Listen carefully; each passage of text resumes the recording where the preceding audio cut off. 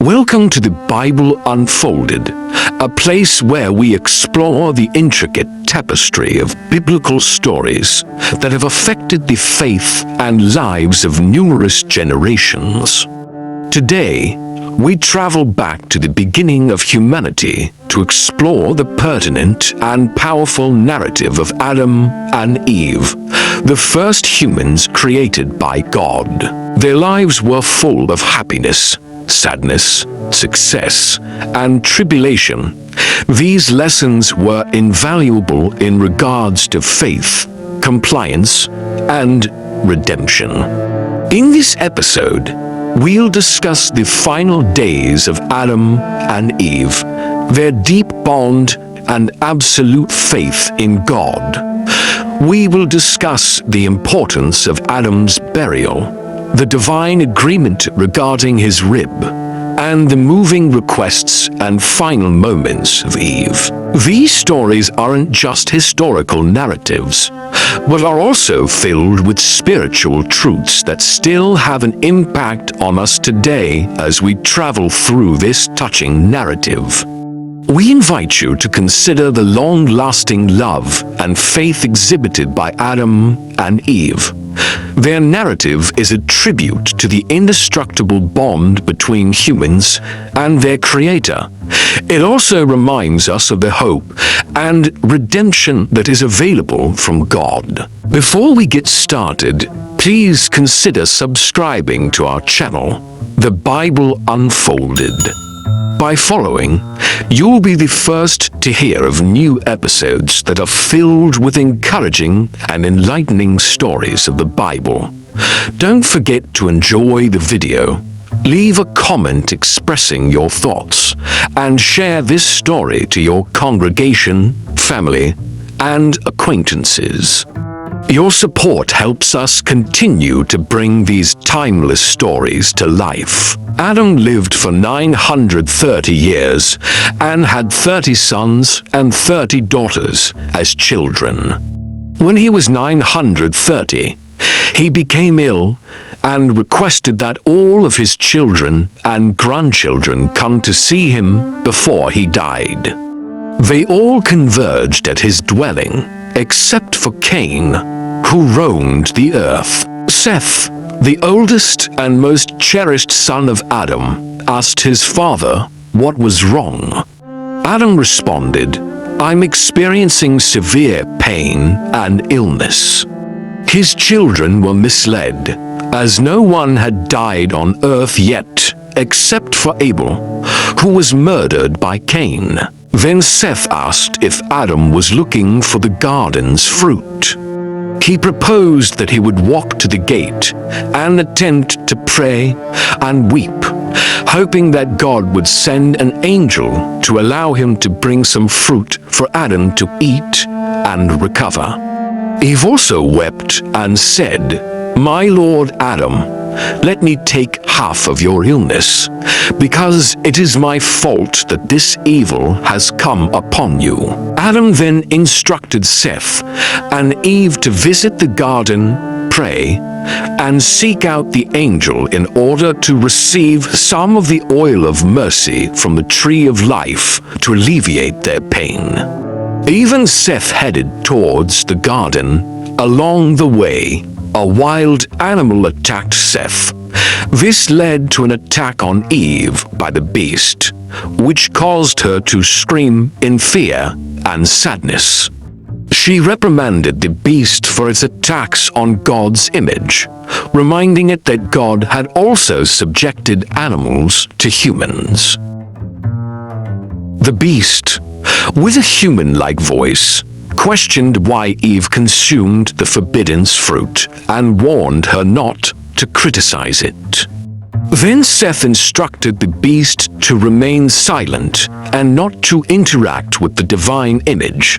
The beast did so and then fled. Seth and Eve continued to the garden and wept at the entrance, praying God to end the suffering of Adam with the oil of mercy. God instructed Michael, the archangel, who told Seth that the oil would not be granted him now, but that in the future someone would anoint Adam with it.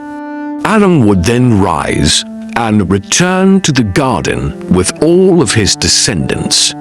These individuals would have new hearts to understand the goodness of God, and God would reside among them. Michael instructed them to return to Adam as his final day was near, and to tell him these words. They returned to Adam and told him, and he lamented, asking Eve what she had done to bring death upon them. He called for their children and grandchildren and instructed Eve to tell them their story. Eve described how Satan, using the serpent, tricked her and caused them to be deported from the garden. After Eve spoke her final words, their children departed. Eve then dropped to the floor in prayer, asking God to take her spirit when she passed away. She also prayed for a long time. Eventually, the angel of mankind came to her and said, "Rise up, Eve, for your husband Adam is departing from this life to meet his Creator." Eve rose and looked up to the sky, where she saw a chariot of light drawn by 4 shining eagles, escorted by angels. When the chariot arrived above Adam's resting place, it halted, and the angels bearing censers surrounded it. They lit the censers, and the rising incense smoke filled the sky. The angels bowed and worshipped, saying, "Holy One, have mercy, for he is your image and the work of your hands." Eve also saw 2 great and fearful beings in the heavens and was afraid. She called upon Seth, saying, "Rise up, Seth, and come to see what no human eye has seen." Seth came to her, and she said, "Do you see the 7 heavens open, and your father Adam lying upon his face with the holy angels interceding for him?" She asked who the 2 dark ones standing and praying for your father were. Seth replied, "They are the sun and the moon, entreating the Most High for my father Adam." Eve asked why their light was gone and why they appeared black. Seth explained that they cannot shine in the presence of the light of all things, so their light has departed. As Seth spoke to his mother, the angels blew trumpets, fell on their faces, and cried out, "Blessed be the glory of the Lord over all his works, for he has had compassion on Adam, the work of his hands." Then one of the seraphim with 6 wings took Adam's soul to the lake of pure water on the north side of Eden and washed it before the face of God. The Most High commanded this seraphim to deliver the soul to Michael the archangel to bear it into paradise until the day of all things visitation.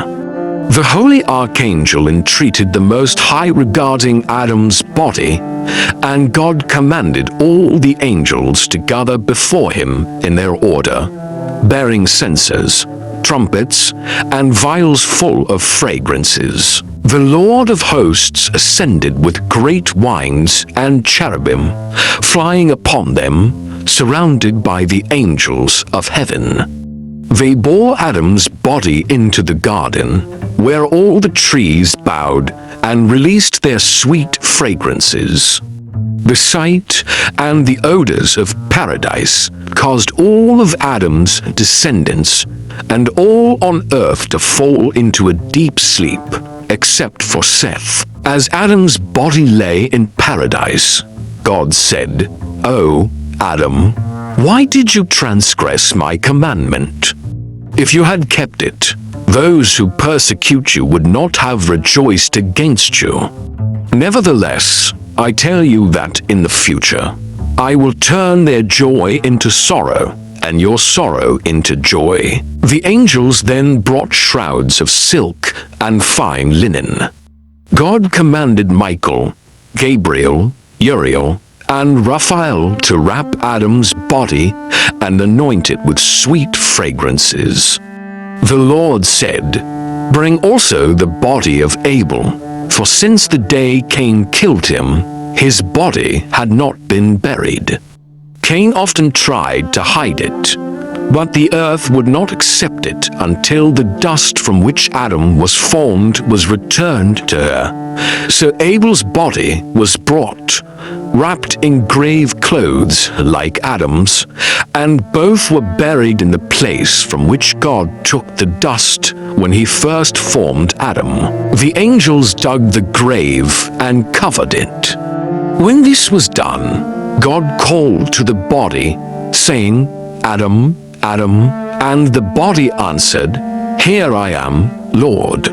The Lord said, "I told you, dust you are, and to dust you shall return. Behold, I promise you that in the last days I will raise you up again from the dust, you and all your descendants." God ensured that Adam's tomb remained untouched for 6 days until the rib taken from him could be returned. After this, Eve woke up, feeling uneasy because she didn't know what had happened to Adam's body. She prayed, "Lord, as you created me from Adam's flesh, and I was with him in the garden, and after we were expelled, we were never separated. Please allow me to be buried with him, and let no one separate us." On the 7th day after Adam's death, Eve continued her prayers. When she finished, she looked up to heaven, struck her chest, and said, "Lord God of all creation, receive my spirit." She then passed away, and angels immediately came and took her body and buried it next to Adam and Abel. If you enjoyed this story and want to hear more, please like and subscribe, and let us know in the comments which country you are watching from. As we conclude this heartfelt journey through the final days of Adam and Eve, we are reminded of the profound truths and lessons their story imparts. From God's careful guardianship over Adam's tomb to Eve's earnest prayers and ultimate reunion with her beloved husband in death, their narrative is a powerful testament to faith, love, and divine promise. Adam and Eve's story teaches us about the consequences of disobedience, the pain of separation from God, and the hope of redemption. Their unwavering faith, even in their final moments, serves as a beacon of hope and a reminder of God's everlasting mercy and love for His creation. Thank you for joining us on this exploration of one of the Bible's most poignant stories. If you found this story moving and insightful, please subscribe to the Bible Unfolded. By subscribing, you'll ensure you never miss an episode filled with the rich and inspiring tales from the Bible. Don't forget to like this video, leave your comments below to share your reflections, and spread this message by sharing it with your church group, family, and friends. Your engagement and support are invaluable to us as we continue to bring these timeless stories to life. May the lessons from Adam and Eve's journey inspire you in your own walk of faith. Until next time, may God's grace and blessings be with you always.